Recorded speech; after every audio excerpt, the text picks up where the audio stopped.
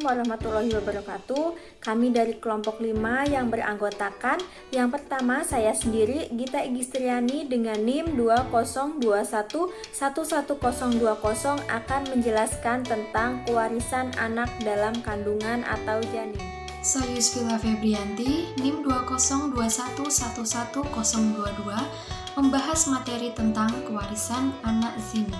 Saya Devi Anggraini, NIM 202111023 membahas tentang kewarisan anak liar. Yang ke-1 ada pengertian anak dalam kandungan. Kehamilan dapat diartikan adanya bayi atau anak betapapun sederhananya dalam rahim seorang ibu. 2 cara memperoleh keturunan. Yang pertama itu dilakukan melalui hubungan langsung antara lawan jenis. Yang kedua dapat dilakukan dengan cara memanfaatkan teknologi. Dengan cara memanfaatkan teknologi ini ada beberapa contohnya, seperti yang ke-1 itu sewa rahim. Sewa rahim sendiri adalah perjanjian antara seorang wanita yang mengaitkan dirinya dengan pihak lain untuk menjadi hamil dan setelah melahirkan menyerahkan anak atau bayi tersebut. Disyaratkan sperma harus milik suami dan sel telur milik sang istri. Selanjutnya ada bayi tabung. Bayi tabung merupakan salah satu cara di mana sperma dan ovum dari pasangan suami istri, kemudian embrionya ditanamkan ke dalam rahim istri. Namun, yang menjadi masalah ialah bagaimana status anak tersebut. B. Syarat-syarat kewarisan anak dalam kandungan. Bayi yang ke-1 itu ada bayi telah terwujud atau ada pada saat pewaris meninggal dunia. Yang kedua, bayi tersebut harus dilahirkan dalam keadaan hidup. Batas waktu maksimal dan minimal bagi kandungan bahwa jarak waktu minimal seseorang anak dilahirkan adalah sekurang-kurangnya 6 bulan. Sedangkan jarak waktu maksimal seorang anak dilahirkan menurut ulama Hanafiyah dan Imam Ahmad dalam salah satu riwayat berpendapat bahwa waktu terpanjang bagi seorang perempuan mengandung sampai dengan melahirkan yaitu 2 tahun. C. Mekanisme pembagian hak waris anak dalam kandungan. Pembagian harta waris anak dalam kandungan dapat menggunakan 2 cara, yaitu yang ke-1 dengan cara menunggu setelah bayi tersebut lahir. Dapat dibuktikan melalui tes DNA. Sehubung dengan diketahuinya anak tersebut sudah lahir, maka akan jelas terlihat jenis kelamin bayi tersebut laki-laki maupun perempuan. Yang kedua, apabila ahli waris yang lain menghendaki pembagian itu segera dilakukan tanpa menunggu kelahiran bayi tersebut, maka harta warisan dapat dibagi dengan memperhitungkan bagian bayi itu untuk 1 orang, sekalipun dapat pula akhir lahir dalam keadaan kembar. Yang selanjutnya ada D. Keterlibatan pengadilan agama dalam menyelesaikan pembagian hak waris anak dalam kandungan. Pengadilan agama menerima perkara tentang harta warisan. Yang harus diungkap adalah siapa yang berkedudukan sebagai pewaris, siapa-siapa yang termasuk ahli waris, siapa ahli waris yang berhak mendapatkan warisan, siapa-siapa ahli waris yang terhijab, dan berapa bagian masing-masing ahli waris yang mendapatkan warisan. Yang A. Segera menyelesaikan perkara pembagian harta warisan tanpa mempedulikan hak waris anak dalam kandungan. Yang B. Segera menyelesaikan perkara pembagian harta warisan dengan memperhitungkan hak anak yang masih dalam kandungan. Dan yang terakhir, menunda penyelesaian perkara sampai anak yang masih dalam kandungan tersebut dilahirkan. Selanjutnya, anak hasil zina. Pusaka anak hasil zina dan anak li'an. Dalam pokok hukum Islam, waris mewarisi adalah karena hubungan perkawinan dan hubungan nasab. Seorang suami istri dapat waris mewarisi karena keduanya terikat oleh perkawinan yang dibenarkan oleh hukum Islam, sebagai hak yang diperoleh karena perkawinan tersebut. Hubungan nasab seorang anak dengan ayah dalam hukum Islam juga ditentukan oleh sah dan tidaknya hubungan perkawinan antara seorang laki-laki dengan seorang wanita. sehingga menghasilkan anak itu di samping ada atau tidaknya pengakuan ayah terhadap anak tersebut. Karena kalau hubungan nasab ayah dan anak tersebut sah, maka antara ayah dan anak dapat waris-mewarisi. Ada dua hubungan anak dan ayah tidak diakui secara hukum, ialah pertama, anak zina.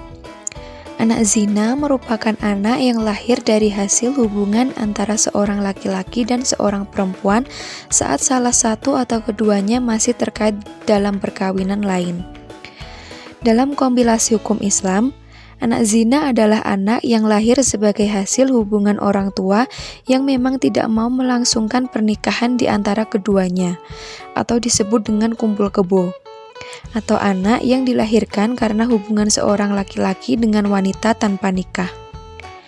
Anak yang lahir karena hubungan tanpa nikah tersebut disebut walad goiru syar'i, dan orang laki-laki yang menimbulkan kandungan itu disebut ab goiru syar'i.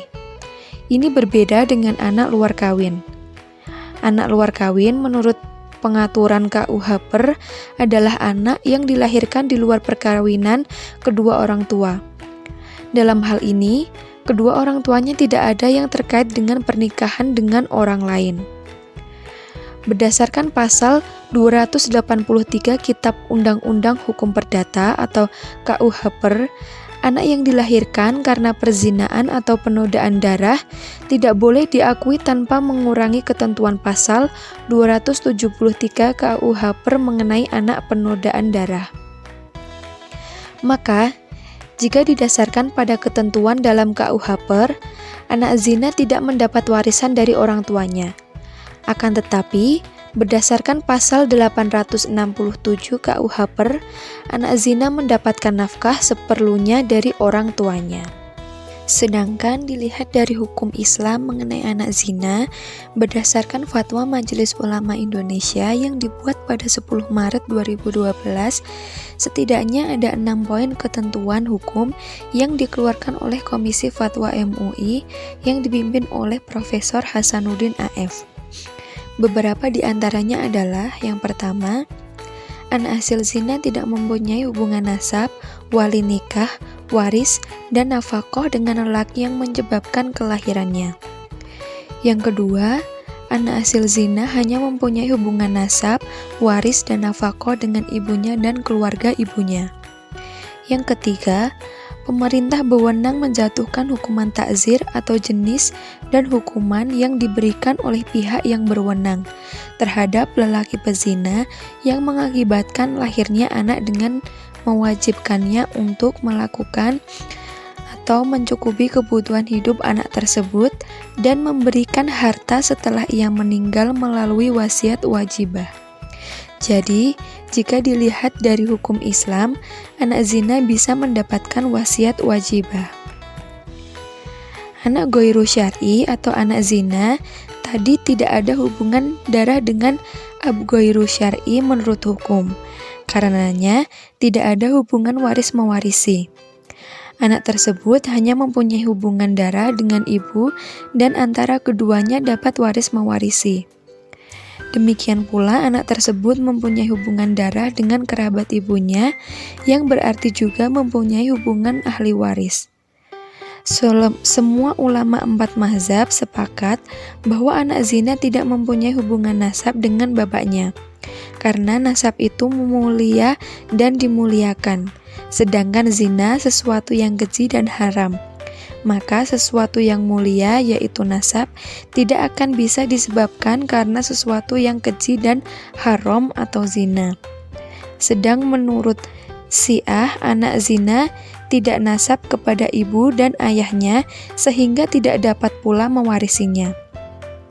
Sedangkan dalam KHI, anak hasil zina hanya mempunyai hubungan nasab dengan ibu saja, dengan ayah tidak. Dalam pasal 186 disebutkan, anak yang lahir di luar perkawinan hanya mempunyai hubungan saling mewaris dan ibunya dan keluarganya dari pihak ibunya. Dalam pelaksanaan pemberian warisan pada anak tersebut ialah seperti apabila seorang wanita meninggal dunia dan meninggalkan ahli waris, yang pertama seorang suami yaitu A, yang kedua dua anak laki-laki yaitu B dan C, yang ketiga seorang anak laki-laki atau anak zina yaitu D. Maka pembagiannya ialah sebagai berikut.